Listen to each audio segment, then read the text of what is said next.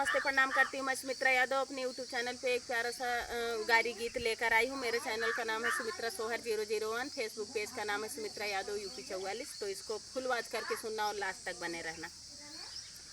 ऊंचे खाले ताल तलैया समधी बैठे मड़ौआ हो, ऊंचे खाले ताल तलैया समधी बैठे मड़ौआ हो। समधी के बहनी बड़ी छिनारी न्यूर के देली चुम्मा हो, समधी के बहनी बड़ी छिनारी न्यूर के देली चुम्मा हो।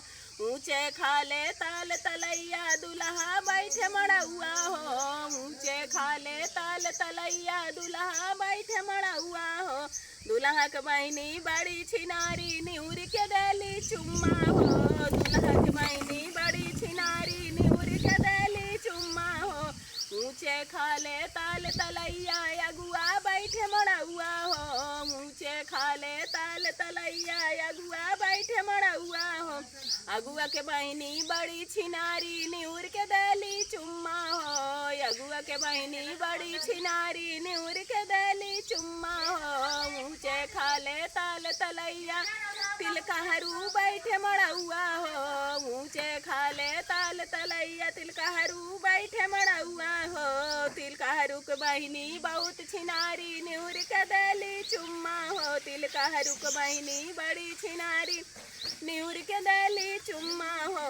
ऊंचे खाले ताल तलैया सब बरतियवन बैठे मड़ौआ हो, ऊंचे खाले ताल तलैया सब बरतियवन बैठे मड़ौआ हो।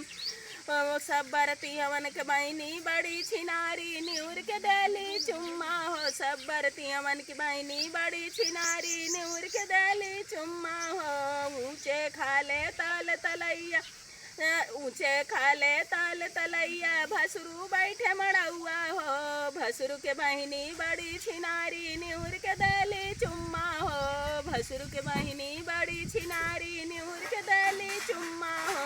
ऊंचे खाले ताल तलैया ऊंचे खाले ताल तलैया समधी बैठे मड़ौआ हो, ऊंचे खाले ताल तलैया समधी बैठे मड़ौआ हो।